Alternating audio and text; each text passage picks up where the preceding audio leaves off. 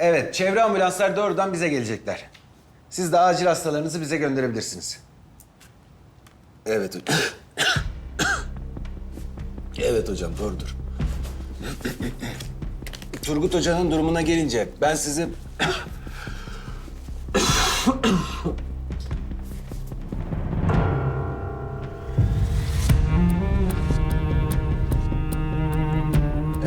ben sizi o konuda bilgilendireyim hocam, olur mu?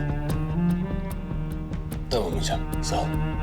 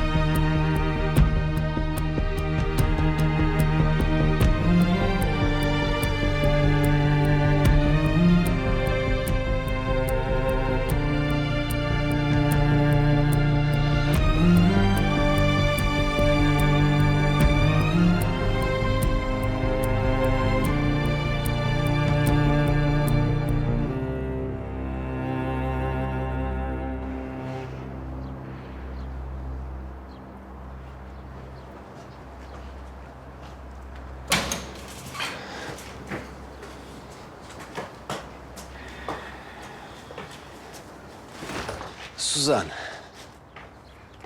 Ben de sana bir şey soracaktım. Ama... Neyin var senin? Bir şeyim yok. Ne soracaktın bana? Sabah da bir tuhaftın. Ne oluyor böyle? Bir şeyim yok Barış. Evet, ne soracaktın? Dinliyorum seni. Suzan, biz seninle bir anlaşma yapmıştık, hatırlıyor musun? Birimiz doktor, diğerimiz de hasta olacaktı. Bazen de başhekimle doktor. Bir kere de iki dost olarak deneyelim mi? Hastaneye dön dedin, döndüm. Olan bu. Ve kayıtsız kalamayacağım bir hasta mı var? Mutsuz son. Bu sonu ben de yaşayabilirim diye anlatmak istemiyorsun, öyle mi? Ama biz seninle her ihtimali göze alıp çıkmadık mı bu yola? O yüzden anlat Suzan, hadi. Miray. Hastamın adı. Daha çocuk. 2 yıl önce tedavisi bitmişti, iyileşmişti. Şimdi şikayetleri tekrar başladı.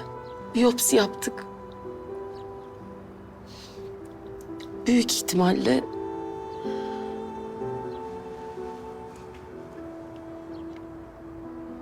bonbonyuz.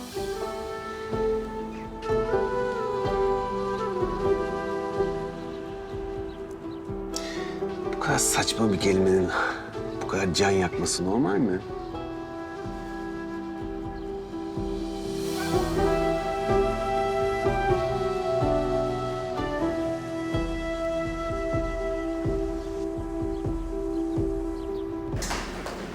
Betül hemşire, başhekimi arıyorum da sen gördün mü nerede? Yok Ebru Hanım, en son sabah görmüştüm. Sağ olsun bizi ateşe attı resmen. Çamlıtepe'nin tüm acil vakalarını alacakmışız. Altından kalkarız inşallah. Mecburuz Betül'cüğüm, mecburuz. Altından kalkarız tabii. Aylen hemşire, sen biliyor musun başhekim nerede? Hayır, görmedim Ebru Hanım. Gerçekten çip takabilsem durduğu yerde durmuyor ki. Ne oldu ki Ebru Hanım? Her şey bugünü buldu, her şey. Önce tüm acil hastalarını aldık, şimdi de bu. Ha işte arıyorlar. Kim? Emniyet Müdürlüğü. Alo. Evet, dinliyorum. Nasıl?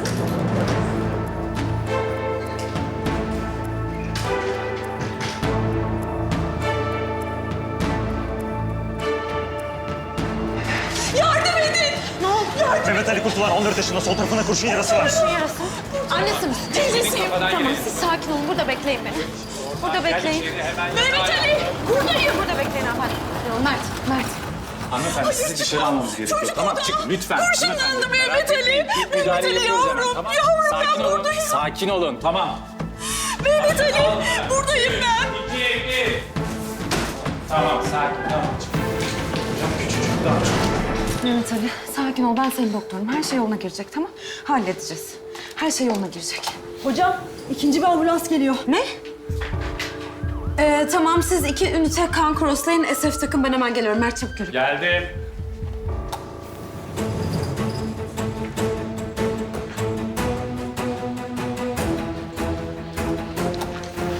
Yusuf Alıcı 17 yaşında. Boynunun sol tarafında kurşun yarası var. Açık yara kanaması var. Damar yolu aktif. Kalp damara haber verin. CPR Kafadan alıyoruz. hemen. Yavaş, dikkatli. Devam edin, hemen yatağa yerleştirelim. Demin gelen hastayla aynı olay mahallinde yaralanmış. Ne olmuş? Çatışma arasında mı kalmışlar? İki çete birbirine girmiş galiba. Hadi tutun, hemen yatağa alalım. 1, 2, 3. Sen git Mehmet Ali ile ilgilen, çabuk. Al şunu. Yusuf, ayağını oynatabiliyor musun? Ha? Tamam, güzel.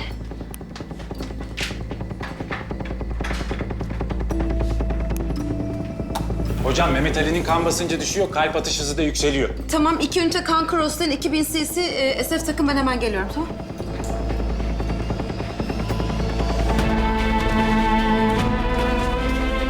Nabız 154'e yükseldi, kan basıncı 80'e 40. Tamam.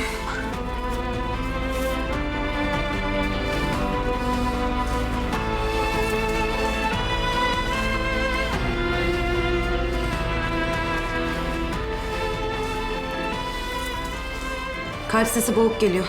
Perikardiyal efüzyonu var. Hocam kalbin çevresinde sıvı birikmiş olabilir mi? Kalp hızı 100'den 160'a yükseldi. Mert, nerede kaldı kalp damar? Ha? Hemen perikardiyosentez yapılması gerekiyor. Yoksa kan basıncı dibe vuracak. Ara çabuk.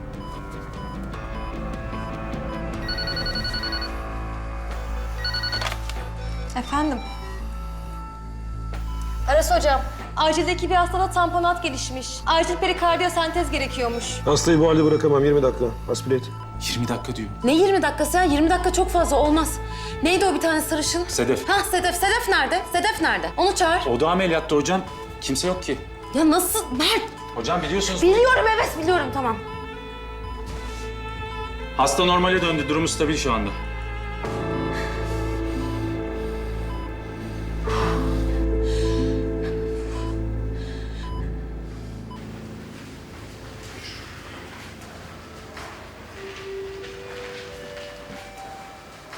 Birazdan bir ağrı kesici daha yapacağız tatlım, tamam mı?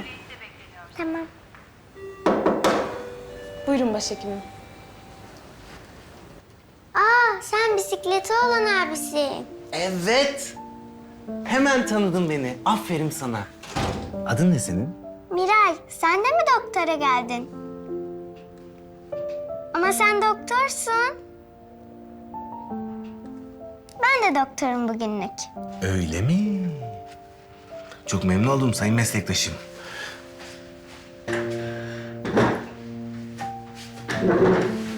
O zaman gel bu bebeği beraber muayene edelim. Olur mu?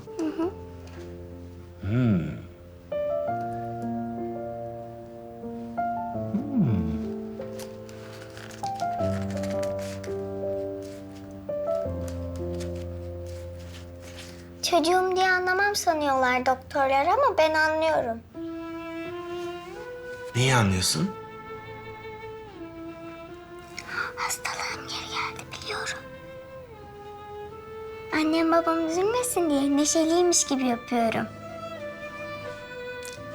Yine saçımı kesecekler. Arkadaşlarım oyun oynarken ben hastane odasında olacağım.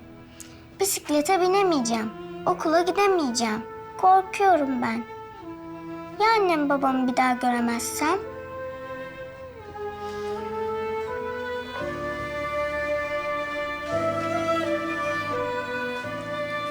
Keşke size daha güzel haberler verebilseydim. Ama maalesef kanser geri geldi. Yatışını bu yüzden yapacağız. Ağrıları gitgide artacak. Hayır hocam. Bir çare söyleyin, yalvarırım. Ewing sarkomu, agresif türü. Çok üzgünüm. Deneysel araştırmalar oluyor Suzan Hocam. Okuyorum, araştırıyorum ben. Miray'ı onlardan birine dahil edemez miyiz? Maalesef Miray daha çok küçük. O yaştaki çocuklar için klinik araştırma yapılmıyor. Tamam, başka bir şey o zaman. Başka bir ülkeye götürürüz. Amerika'ya mesela. Orada tedavi ettiririz. Başka bir şey. Bir yol olmalı. Benim önerim bu noktada Miray için bir süre burada tutup ağrılarını dindirdikten sonra palyatif bakım seçeneklerini konuşmak.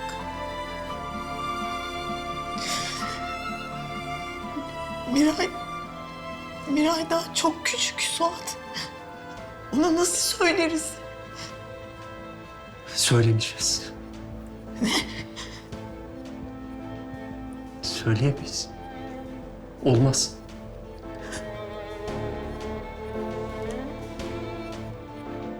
Miray çok akıllı bir çocuk. Daha önce de kanser tedavisi gördü. Sorular soracak ve gerçek cevaplar isteyecek. Bu durumdaki çocuklara dürüst olmak... Ben yapamam. Söyleyemem kızım.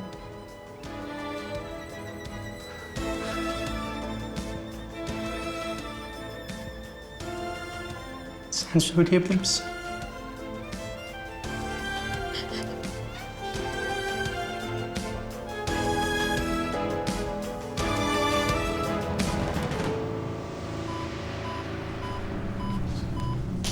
Derin hocam kan basıncı düşüyor. Aras hoca gelemiyor. Sedef ameliyatta, genel cerrahlarda yok. Ne yapacağız? Tamam Begüm, Aras Hoca'yı da ki sen. Hocam hastayı kaybediyoruz. Kim yapacak müdahaleyi? Tamam ben yaparım. Ne? Ben yaparım dedim. Bana 18'lik spinal iğne ve 20'lik enjektör hemen. Hocam protokole aykırı. Begüm bana hemen maske ve önlük getir. Hadi. Mert ne yapayım? Ne yapayım? Kalp damarı beklerken ölsün mü bu çocuk? Hocam Ne protokol... yapayım? Birazdan nabzı duracak. Ölüm saati geçmek zorunda kalacağız. Bana 18'lik spinal iğne ve 20'lik enjektör getir dedim. Hemen! Hadi.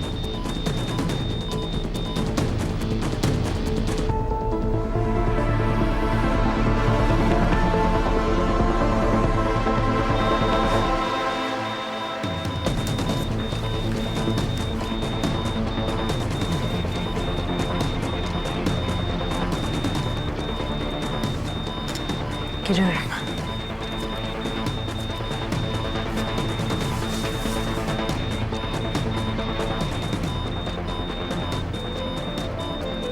Saturasyon düşüyor. Sakin. Kan basıncı düşüyor. Girdim. Kalbe girdiniz. Kalp atışı hızlanıyor. Hemen kanı durdurmamız gerek. Sponç getir. Çabuk. Begüm sen de git bak neredeler? Bitmedi mi ameliyat? Hadi çabuk. Sponç geldi. Çabuk ol Begüm çabuk. Hocam ne yapacağız? Bilmiyorum Mert. Bilmiyorum. Devam et. Sen bana soru sorma. Tamam. Devam et. Bastır. Tamam. Bastır. Tamam.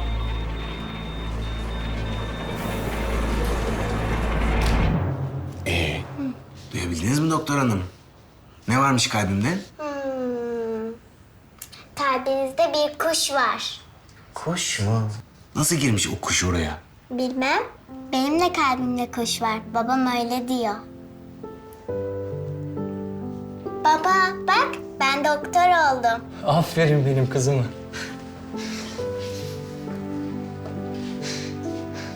Sağ olun başhekimim. Miray'la ben ilgilenirim. Muayene için teşekkür ederim doktor hanım. Bir şey değil. Geçmiş olsun.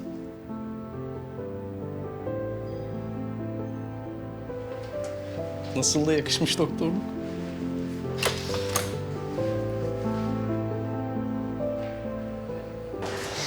Başhekimim. Neredesiniz? Buradayım Ebru. Minik bir hastamızla ilgileniyordum. Neler oldu bir bilseniz. Ne oldu? Emniyet müdürlüğü arıyor sürekli. Neden? Bir mahallede çatışma çıkmış. 2 çocuk, küçücükler daha. Kurşunlanmışlar. Ne? Ve buradalar. Birini ameliyata alıyorlar şimdi, diğeri acilde.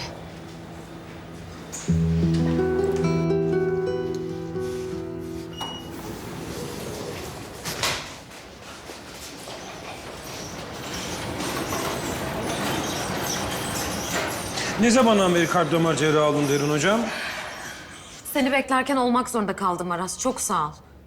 Ne yapsaydım? Kalp damarda doktor yok. Ne yapabilirdim? Protokol neyi söylüyorsa onu yapacaksın. Çocuk ölebilirdi.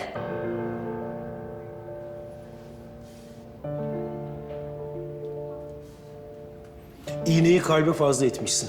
Çünkü sen bir kalp damar cerrahı değilsin derin. Dua et yaptığın hatayı düzeltebileyim. İyi misin? İyiyim. Hop hop, ne yapıyorsun sen? Siz bana bağıramazsınız. Burada kayıt alamazsın. Sen kim olduğunu sanıyorsun? Ver telefonu. Doktor, Ver telefonu. Sileceksin elini o videoyu. elini çek, Bırak. bağırma, bırak. Ver telefonu. Bir Dokunma dakika. bana. Sen kim oluyorsun bu kaydı? Tamam. Vereceksin o telefonu. Sileceksin o kaydı. Duydun mu beni? Bir dakika ya. Sileceksin o kaydı. Ver telefonu. Mert ne yaptığını zannediyorsun? Başhekimim kayıt alıyordu. Elinde telefonla videoya çekiyor. Mert, Tamam sen sakin ol. Sakin ol. beyefendi siz de niye kayıt alıyorsunuz? Alabilirim çünkü ben gazeteciyim. Anladın mı? Gazeteci. Ekrem Tüzün'üm ben. Ve burada olma iznim var benim. Pek hoş bir karşılaşma olmadı, farkındayım. Ama keşke görüntü almadan önce arkadaşlarımıza kendinizi tanıtsaydınız. Fırsat olmadı ki Barış Bey. Doktorunuz Derin Nalbantoğlu hastaya protokol dışı müdahalede bulundu. Üstelik kalp damar cerrahı olmadığı halde. Müsaade ederseniz meslektaşımın doğrusuna yanlışına ben karar vereyim. Aslında yalnızca siz karar veremezsiniz.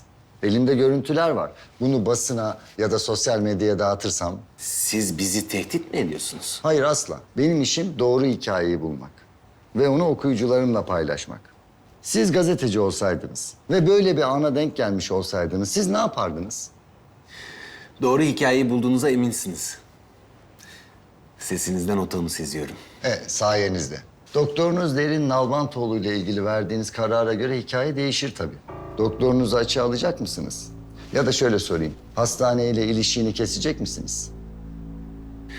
Seneler evvel sağlık sektörünün şirketleşmesiyle ilgili şahane bir makale yazmıştınız değil mi? Evet, o 10 yıl kadar önceydi. Hatırlamanıza bile şaşırdım doğrusu. Hatırlamam mı? Çok iyi bir yazıydı.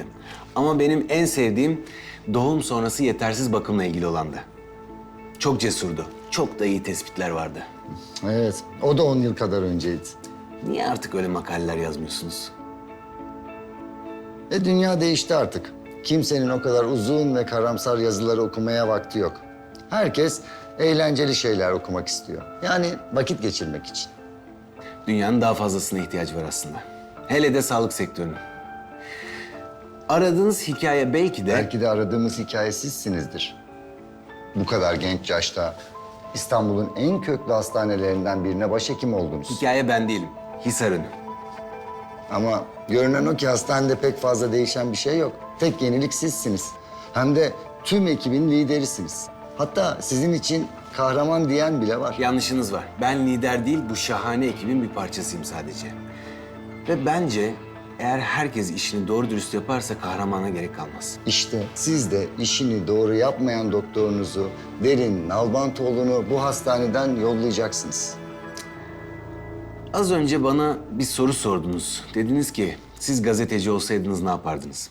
Ben size şunu sorayım Ekrem Bey. Suçsuz yere kurşunlanmış bir çocuğu kurtarabilmek için saniyelerle yarışıyor olsanız... protokolü mü umursarsınız yoksa çocuğun hayatını kurtarmayı mı?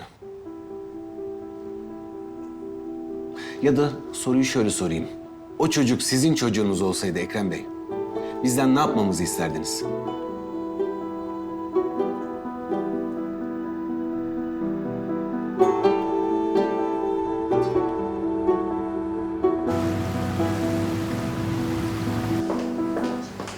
Başhekimim, Ebru. bir şey sorabilir miyim? Tabii. Ekrem Bey görüntüleri servis edecek mi? Çünkü eğer Kendisi edecek olursa... karar verecek Ebru. Nasıl yani? Öyle başıboş mu bıraktık adamı? Mütevelli heyeti her yere girebilmesine izin vermiş. Ama başhekim... Emniyet müdürüm arıyor yine. Hayır başhekimim, vali. Gittikçe yükseliyoruz başhekimim, tebrik ederim. Vurulan çocuklarla ilgili bilgi almak istiyorlar da. Ne yapacağını biliyorsun Ebru. Bilmiyorum. Barış. Ben de seni arıyordum. Neden? Şu gazeteci var ya Ekrem Bey, bana bırak onu. Gerek yok Suzan, ben hallederim. Nasıl ben hallederim? Ben hastanenin basın danışmanıyım. Bana bırak, sen git çocuklarla ilgilen hadi. Peki, sağ ol. Nihayet. Evet efendim, siz de çok haklısınız. Yani heyet çok uğraştı sponsor bulmak için. Ama yani çocuklar için açtığımız bu hobi bahçesinin sponsoru şeker firması olamaz. Evet, çocuklar çok seviyor şekeri ama çocuk diyabeti ve çocuk obezitesi de çok seviyor şekeri. Reyhan Hanım da değil mi? Mehmet Ali'nin teyzesisiniz. Size birkaç sorum olacak. İfade için benimle gelmeniz gerekiyor. Affedersiniz memur bey, böldüm. Kusura bakmayın. Komiser Selim, organize şube. Siz? Psikiyatri şube, Andaç Sağlam. Reyhan Hanım'a birazcık izin verirseniz. Ama teyzenin ifade vermesi gerekiyor. Acil bir işimiz var, klinik. Geliyoruz, hemen geliyoruz. Siz bekleyin, hemen geleceğiz.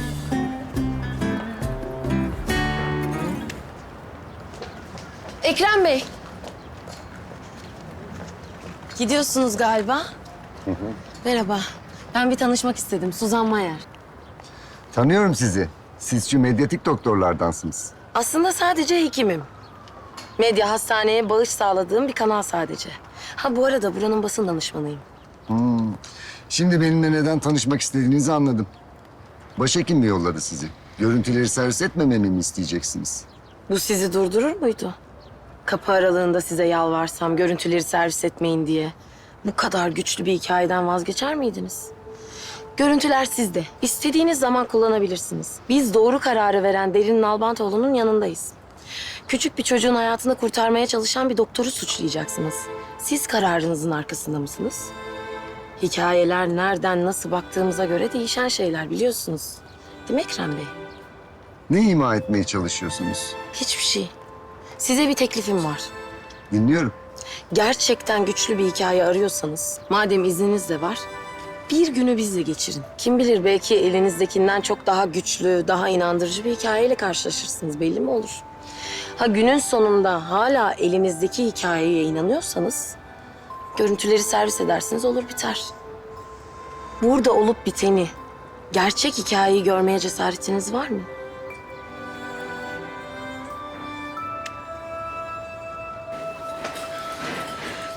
Arkadaşlar ağrı kesicim nerede? Size söylüyorum. Derin. Barış. Bak gerçekten protokole aykırı davranmak istemedim ama saniyelerle yarışıyorduk. Hastayı kaybedecektik yani. Aras da gelemeyecekti. O yüzden ben bir de... Derin, sakin ol. Doğru olanı yaptığına eminim. Hastayı kurtarmak istediğine eminim. Senin yanındayım, merak etme. Çok teşekkür ederim. Ha, öldük mü diye bakmaya geldiysen de siperler hala nispeten sağlam. İyiyiz. Çok iyi. Peki Yusuf Halıcı buradaymış hala. Neden hastayı acilde tutuyorsunuz? T1'inde kurşun var. Bir an önce tomografi almamız lazım. Aynen öyle biliyorum. Farkındayım ama durumu stabil. Sadece çocuk reşit değil. O yüzden ailesinin onayı gerekiyor. Onlara ulaşmaya çalışıyoruz. O yüzden tomografi çekemiyoruz. Aynen çünkü kurallar böyle. Peki bu polisler ne zamandır burada? Çocuklar geldiğinden beri Yusuf'tan ifade almak istiyorlar. Ailesine ulaşmadan olmaz. Mert. Nesi var bunun? Bakın bana. Kurşun geçirmezim oğlum ben. Tak tak isteyen sıksın. Sıkıyorsa gelsin yine sıksın. Kapatalım mı artık onu? Sen kimsin? Doktor Barış. Bu doktorlar da başımızdan ayrılmıyor ya. Bana bir şey olmaz doktor. Diğer hastalara. Alayım ben onu. Merhaba arkadaşlar, yayın bitti. Geçmiş olsun. Ne yapıyorsun ya? Bir saniye. Annenin numarasını arıyorum. Annem mi? Bırak ben ararım annemi ya. Mehmet Ali'ye yardım edebilmem için onu daha iyi tanımam ve durumunu daha iyi anlamam gerekir ki ona uygun bir tedavi planı hazırlayayım. Niye geldiğimizi ben hala anlamıyorum. Madem ameliyatta biz neyi konuşuyoruz şu an? Şimdi benim Mehmet Ali'nin ailesi ve arkadaşlarıyla ilgili bilgiye ihtiyacım var. O yüzden sizinle konuşuyorum Reyhan Hanım. Neden?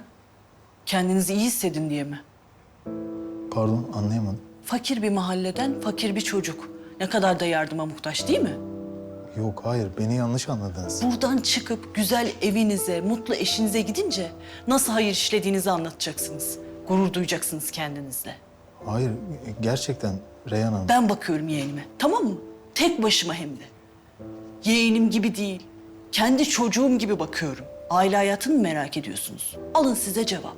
Evde çok seviliyor, el üstünde tutuluyor Mehmet Ali. Çok güzel. Belediyenin spor kursu, müzik kursu, okul sonrası etütler ne varsa... ...nereyi bulabildiysem yolladım. Güvende olsun yeter dedim. Anne babası gibi ölmesin. Ben bilmiyordum. Başınız sağ olsun. Ama bak, bu bela geldi buldu yine. Ne yaparsam yapayım kaçamadık. Reyhan Hanım, ben gerçekten dürüstçe size yardım etmek istiyorum. Gerçekten yardım etmek mi istiyorsunuz? Evet. O zaman bizimki gibi mahallelerde büyüyen bütün çocukları alın, başka yere taşıyın. Hayatta kalmanın tek yolunun bir çeteye girmek olmadığını anlatın. Tüm o sokak köşelerinde takılan tüm ipsiz sapsızları toplayın sokaktan. Yapabilir misiniz bunları? Kurşunları, ruhsatsız silahları silin bu şehirden. Öyle bir şey yapın. Öyle bir yardım edin ki bir daha hiçbir çocuk kurşunlanmasın. Ölmesin.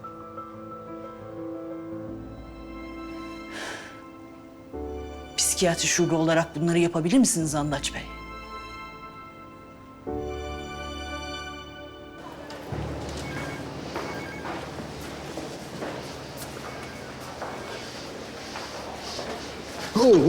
Pardon. Çok özür isterim. Benim suçumdu. Estağfurullah hocam. İyi misiniz? Barış başhekimim. Buyurun hocam.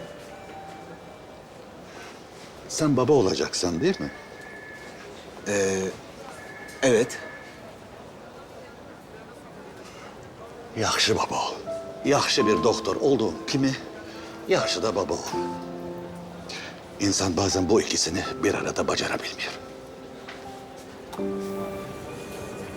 Ali Aydar hocam, sizi acilden bekliyorlar. Geldim kızım.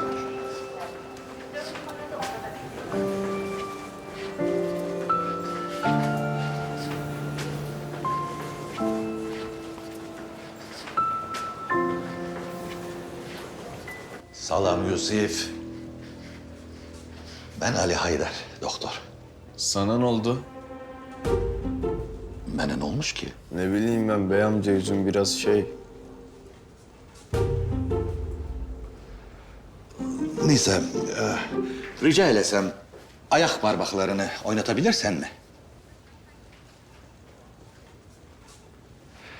Ali Aydar hocam, buraya kadar zahmet etmişsiniz ama ben yaptım muayenesini.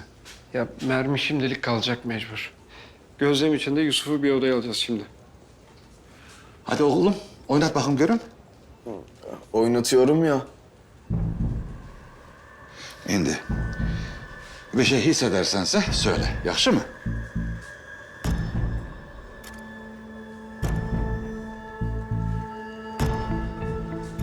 Aa hissettim. Evet.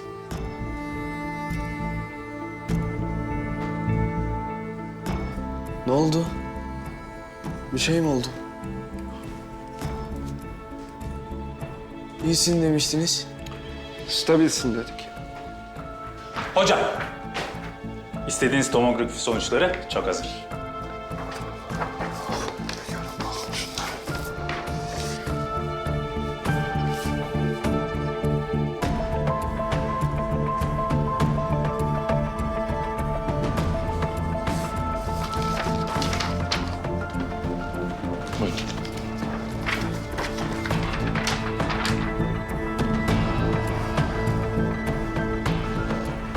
Hakan.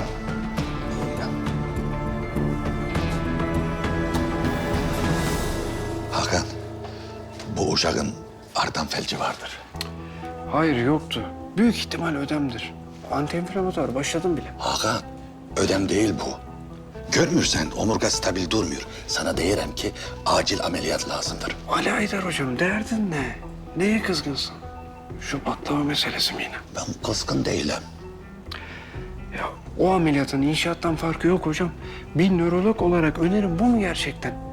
Yani taramalar kesin değil. Hakan, senin yaşın gider, benim tecrübem var. Gözünü dört aç, şuna iyi bak. İnat yapıyorsun hocam. Yine tuttu o damarım. İyi. O zaman bekleyek ki omurga tamamen çöksün, öyle mi? Hocam. Hakan, beynimi kızdırma. Deyirim ki vaktimiz yoktur. Hakan. Vaktimiz yoktur. Yusuf'u ameliyata hazırlar mısın Mert? Aras Hoca'ya da haber ver. Ameliyat katında biraz daha işi var. Tabii hocam. Hocam ameliyata da girin isterseniz. Yani bu kara muratlığın orada da işimize yarar.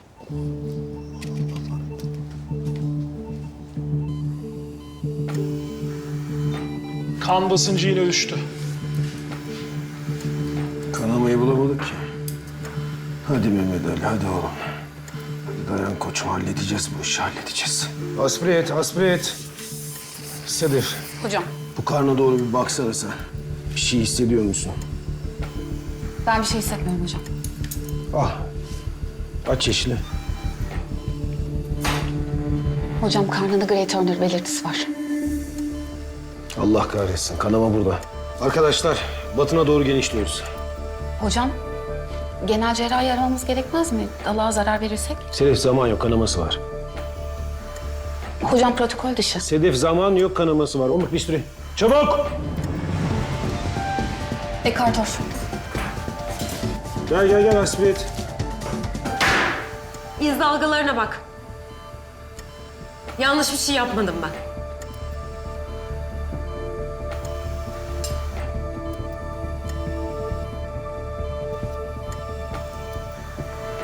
Ne oluyor? Bir sorun mu var? Hocam Derin Hoca'ya yaptığınız şeyi yapıyorsunuz şu anda. Bakın eğer başarısız olursak sizin başınız belaya girecek. Biz yaptık Sedef. Bu çocuk bu masada ölmeyecek. Anladın mı beni Koter? Çabuk! Gel benimle aspire et. Gel gel gel gel. Dur. Devam.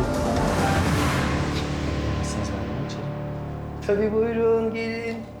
Neyiniz var acaba? Biraz ateşim var biraz da. Öksürüyorum galiba.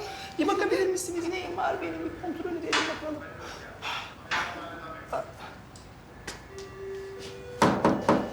Girebilir miyim? Tabii hocam buyurun.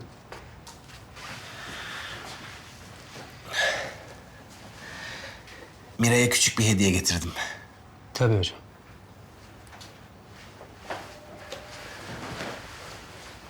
Ben fakülteden mezun olunca bunu bana babam almıştı.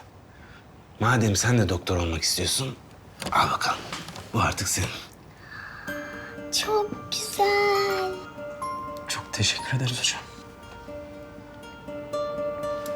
Gel bakalım.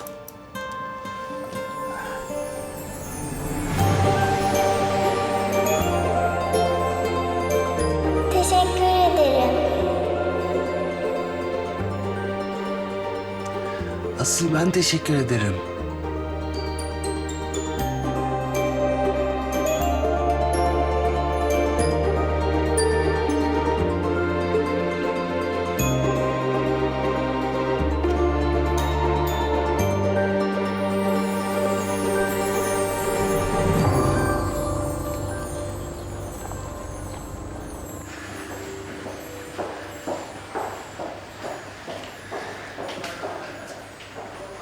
Andaç. Hayrola? Sana geliyordum ben de ama... Hayırdır böyle? İyi misin?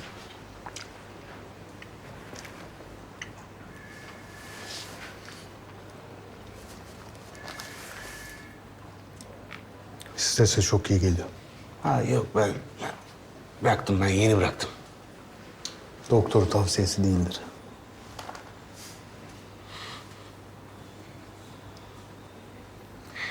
Hayırdır sen neden streslisin bugün? Ceylan Zeynep Hanım'la tanışacak. Mutlu olduğu koruyucu annesinin öz kızı. Zeynep Hanım onu alır diye ümit ediyorum ama işte her şey olabilir. Ceylan kadına ısınamayabilir, kadın sorumluluk almayabilir. Ceylan'ın babası geri gelebilir, onca aldığımız yol boşa gidebilir. Her şey olabilir. Daha sayayım mı? Belli ki dahası var. 2 çocuk geldi bugün hastaneye Barış. Kurşun yarasıyla. Hadi diyelim onları tedavi ettik. Kurtardık. Başkaları olmayacak. Mahallelerdeki çeteler, uyuşturucu mafyası, kaza kurşunları. Her gün yeniden olacaktı.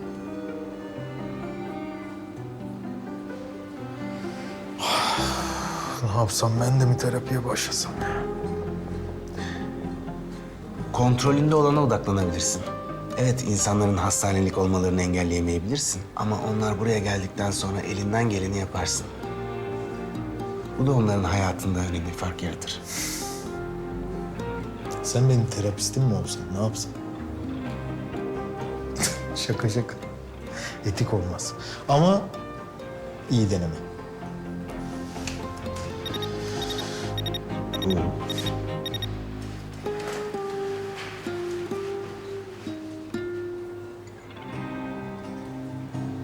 Beni sorguya çekene kadar kardeşimi gösterin bana. Oğlum sakin ol, tamam. Ne oluyor? Kardeşim iyi mi? Kim vurmuş onu? Bir sakin ol. Biri ne olduğunu anlatabilir mi bana? Yağız Halıcı ben. Yusuf'un abisiyim. Kardeşimi göreceğim. Acildeyim dedi. Yusuf'u vurdular dediler ama... Şimdi kimse nerede olduğunu bana söylemiyor. Şş, tamam, sakin ol, sakin ol. Buranın doktoru sen misin? Evet, benim. Annem şehir dışında çalışıyor benim. Ha dedim mi de gelemiyor işte. Ama ölüp dirilmiyor kadın. Ne diyeyim şimdi ben anneme ha? Ne diyeyim? Dinle, bak önce bir dinle. Gel dışarı çıkalım seninle. Sakin bir yerde kardeşinin durumunu konuşalım. Gel. Öldü mü yoksa Yusuf? Öldü de söylemiyor musunuz yoksa? Hayır, yok öyle bir şey. Sakin ol. Evladım, sakin ol. Korkma bak, doktorumuz yanımızda. Korkmuyorum. Hiçbirinizden korkmuyorum. Ona bunu yapanları bulun, tamam mı? Kardeşime bunu yapanları bulun. Ya sakin, sakin. Bulacağız, merak etme. Benim kardeşim nerede şimdi biliyor musun ha? Nerede biliyor musun? Tamam, yeter ama. Sen biliyor musun ha? Nerede biliyor musun? Tamam, ben de biliyor musun? Neden vuruldu? Sakin, sakin. Neden vuruldu? Bırak! Bırak beni!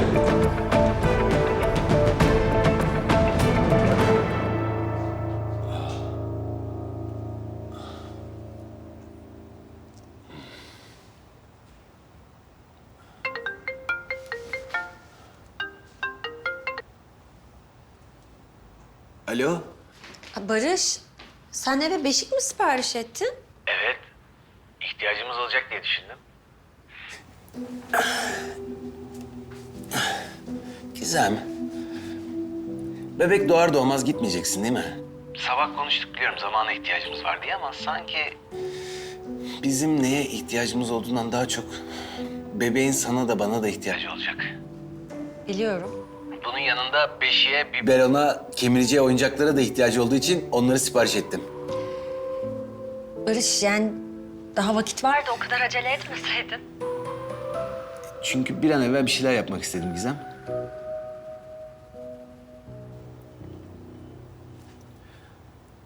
Bir de mama sandalyesi sipariş ettim. Mama sandalyesiyle mama önlükleri.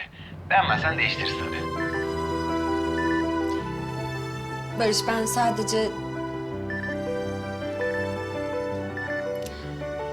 kapatmam lazım. Niye? Sensiz sipariş verdim diye kızdın mı bana? Gerçekten kapatmam lazım. Akşam konuşuruz, tamam mı?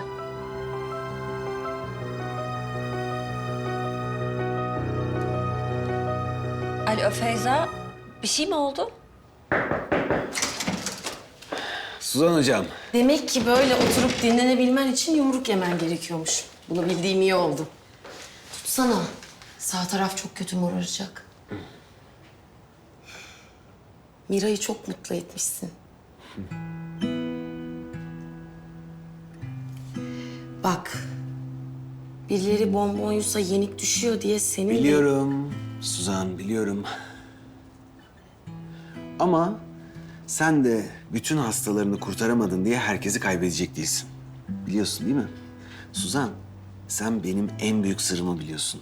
İstediğin zaman konuşabilirsin benimle. Bu halde bile olsam.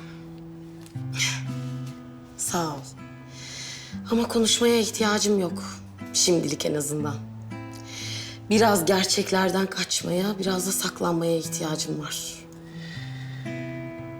Çok iyi anlıyorum seni. Ama Ben bu amayı biliyorum. Gelelim asıl konumuza Tonu bu. gazeteci Ekrem Bey.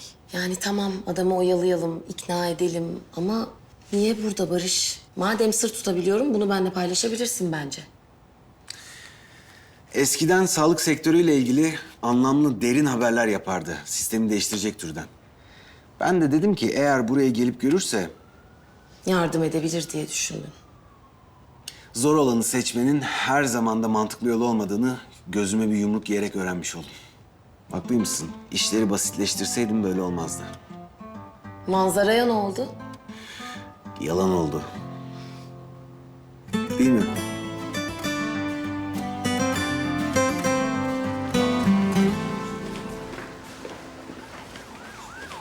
Hasta geliyor. Bir hasta daha geliyor. Herkes hazırlansın çabuk. Hocam, Ne? Ay Mert ne? tekerlekli sandalye hiç kalmadı. Tamam git onkolojiden bir tane kap gel hadi. Kapkaç diyorsunuz yani. Mert. Şaka. Hadi. Ya. 5 saat. 5 saat daha tamam. Diren derin.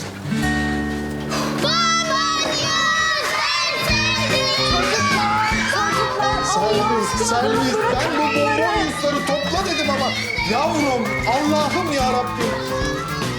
Ne oluyor şimdi? Ne oluyor şimdi? Ah Selvi, ah yavrum.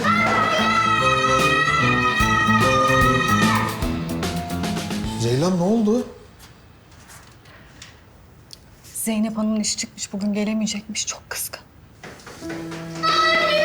Çocuklar durun bekleyin. Bırakın onları çocuklar.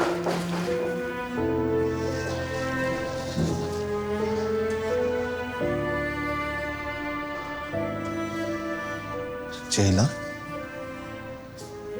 Bana bakar mısın?